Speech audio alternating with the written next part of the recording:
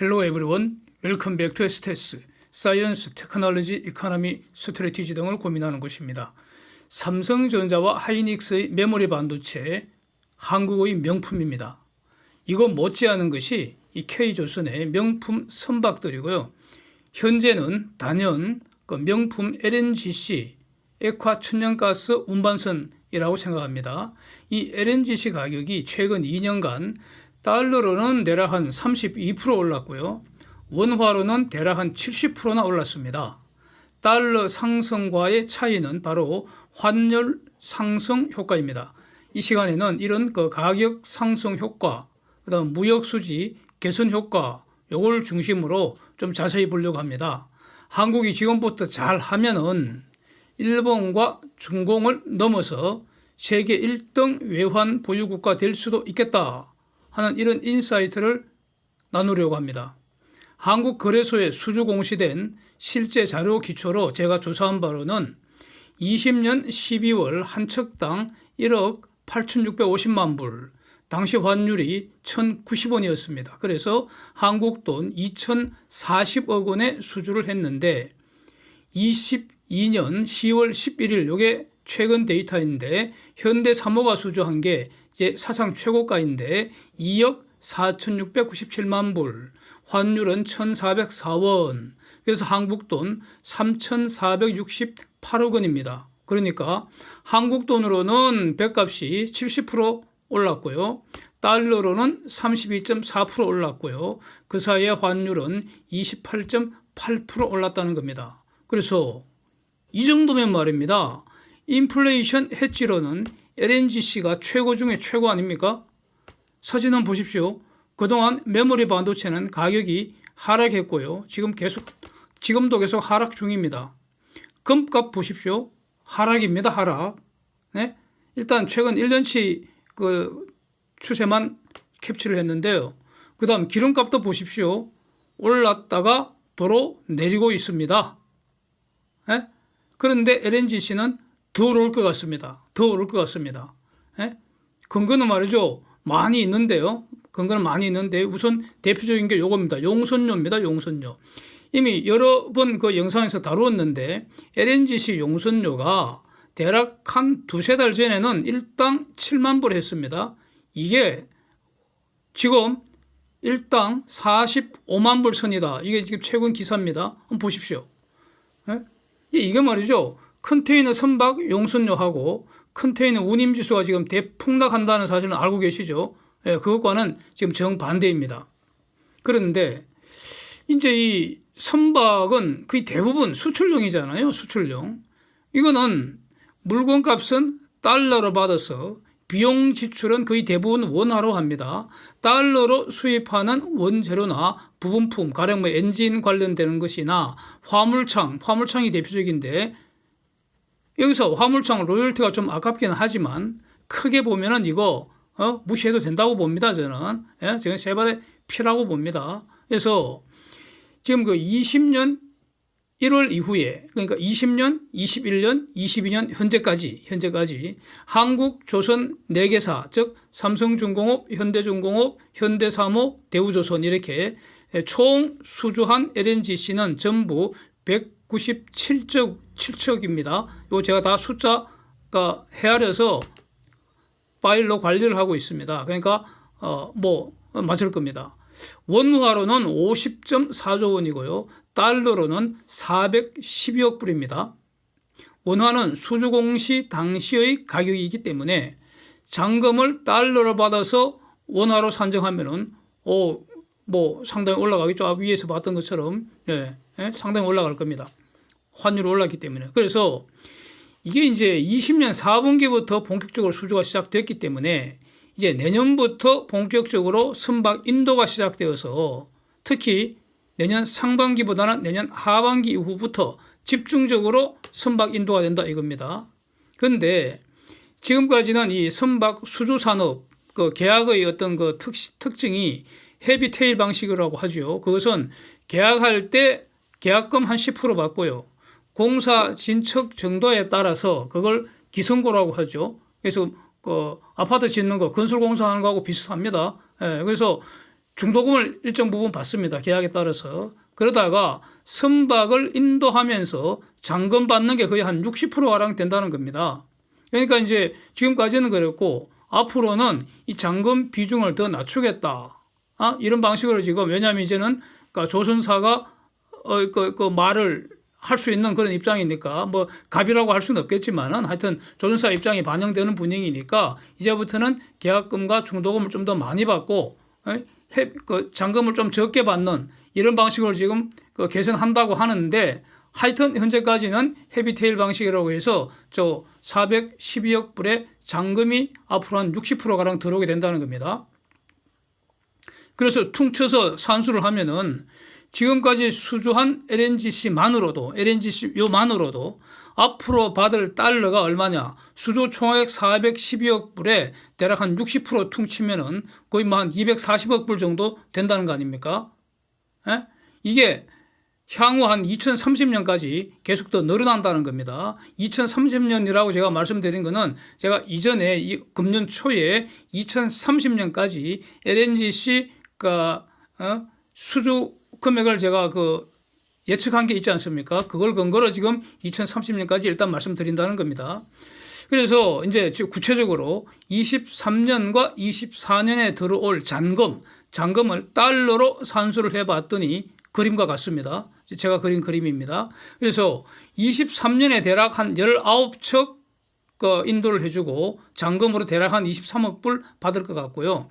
24년에는 61척을 인도를 해주고 잔금으로 한 76억 불 들어온다는 겁니다. 이런 비슷한 속도로 최소한 2030년까지는 계속 증가한다는 겁니다. 이 상당한 겁니다. 이거 엄청난 겁니다. 이것은 LNGC 하나만 갖고 그 산수를 한 것이고요. 지금 컨테이너 선박 수주 잔량도 굉장히 많습니다.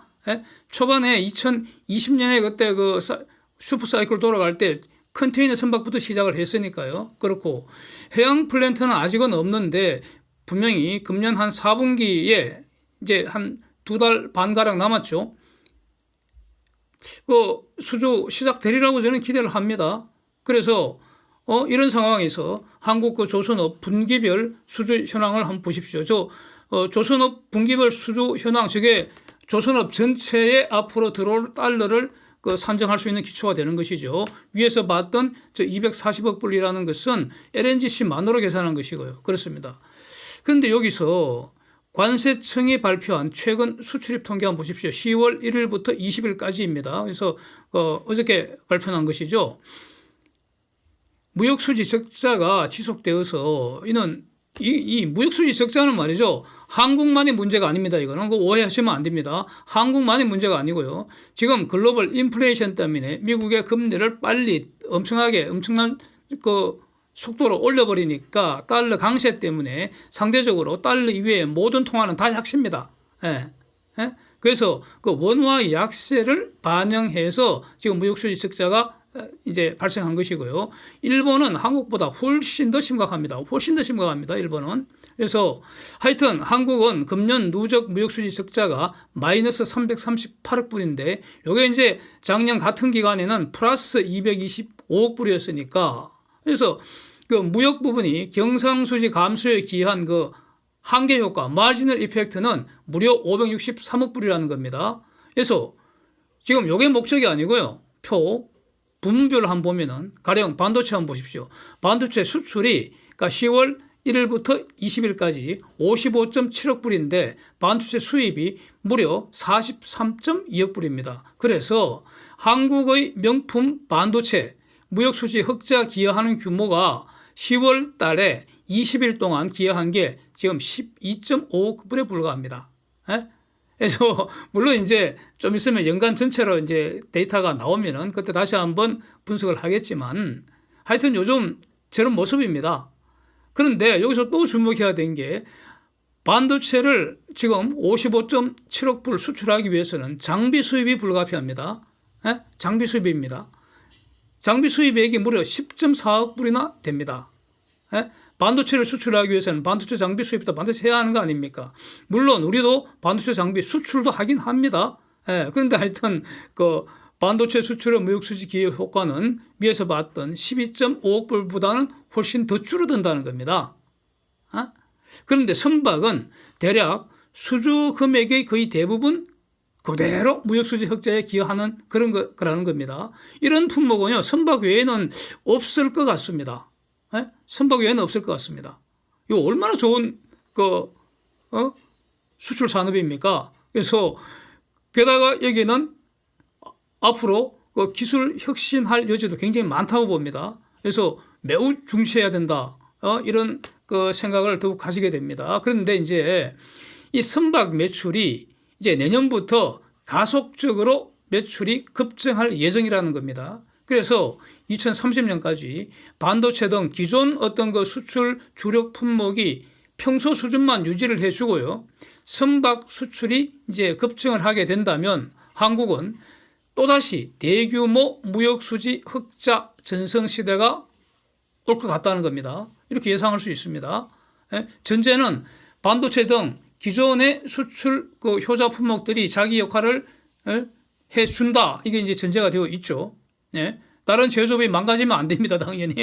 그렇고요. 그래서 이렇게만 된다면은 선박 조선 분야에서 달러 쓰나미가 이제 들어온다는 겁니다. 쓰나미처럼 달러가 이제 들어온다는 겁니다.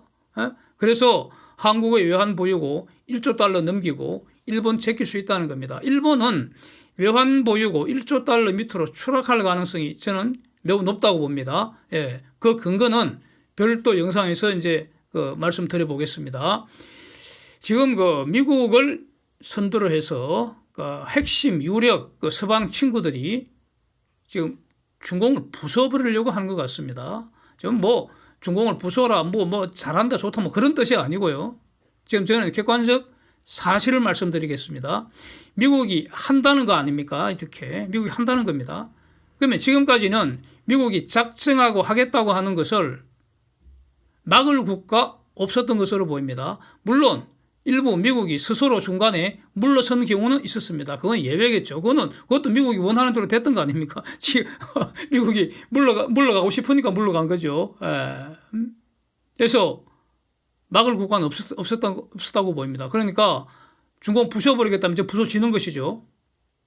그래서 이 과정에서 저는 한국, 미국, 일본이 삼각동맹이 저는 필수 전략이라고 봅니다. 일본과 친하게 지내야 합니다. 그런 입장입니다. 군사동맹 포함해서 경제동맹, 안보동맹, 자유동맹입니다. 그래서 하여튼 중공의 외환 보유고가 현재 3조 달러 이제 턱걸이 하고 있는데 저거 앞으로 10년 이내에 최소한 반토막 밑으로 추락할 가능성이 높다고 봅니다. 그렇게 봅니다. 그 전에 일본은 1조 달러 밑으로 추락할 것으로 보고요. 그렇게 봅니다. 그래서 한국이 외환 보유고 글로벌 넘버원 될 수도 있다는 겁니다. 그래서 이거는 한국뽕이 아니라고 생각합니다. 이 냉철하게 데이터를 가지고 대략 10년 후의 가능성을 제시하는 것이고요. 그래서 잘하면 실현 가능하기 때문에 잘하자는 겁니다.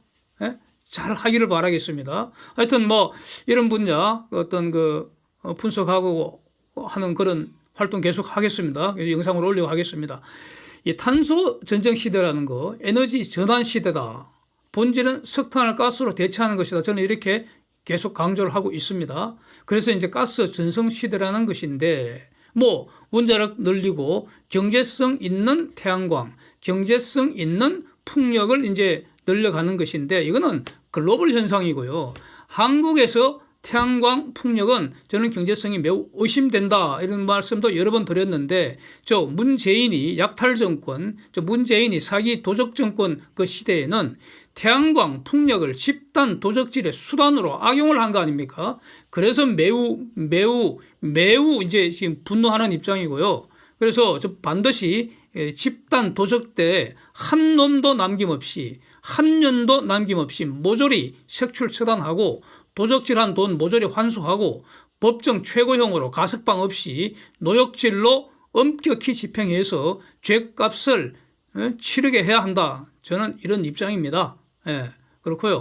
하여튼 지금 에너지 전환 시대 이렇게 진행 중인데 이 참 푸틴이 닭프레이를 하는 바람에 이 닭프레이라는 것은 저 옛날 그 대학 1학년 때 마이티 칠 때 그 띨빵한 프레이 되게 못하는 애들을 그 닭프레이 한다 그러거든요. 푸틴이 지금 닭프레이 하는 바람에 러시아 에너지가 시장에서 지금 사라진다는 겁니다. 그래서 가스 전성시대가 LNG 전성시대가 지금 그 당분간 지속될 수밖에 없겠다. 뭐 이런 겁니다. 그래서 지금 LNGC 선박 용선료가 저렇게 올라가고 뭐 그런 거 아니겠습니까? 그래서 이제 LNG 전성시대인데 핵심은 이거 실은 나를 뺍니다. 선박. 그래서 이게 지금 선박이 현재 그 떠다니는 배가 대략 한 700여 척 된다는 거 아닙니까? 700여 척. 이거 엔진 형태에 따라서 세 종류로 나눌 수가 있습니다. 제일 좋은 거, 요즘 그 짓는 거는 대부분 MEGI 아니면 XDF 엔진이죠.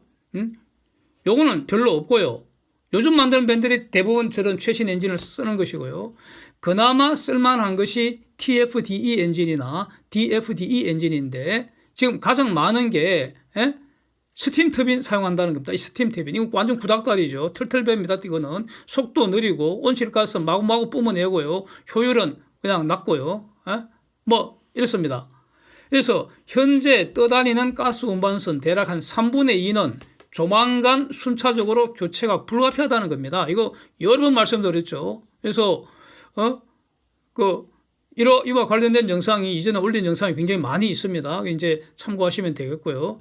그래서 지금 이제 최근 들어서 선박 수조가 전체적으로 좀 뜸해진 것 같기는 한데 아마 지금 막 경기 후퇴 그 가능성도 막 제기되고 아니면 뭐 저는 경기 후퇴라고 보는데 또 누구는 경기 침체된다 해서고 여러 가지 이제 분위기가 좀 싱숭생숭하니까 이것도 아마 영향을 좀 준 것 같지 않습니까? 그런데 LNGC 그다음에 해양 플랜트 그러니까 이 LNG 전성 시대가 진행되기 때문에 이를 위한 해양 플랜트 요 위주로 이 4분기 수주 공시 조만간 저는 이어지리라고 이렇게 낙관하고 있습니다. 그래서 4분기는 삼성중공업이 이제 선두를 장식하지 않을까 뭐 이렇게 기대를 하고 있습니다.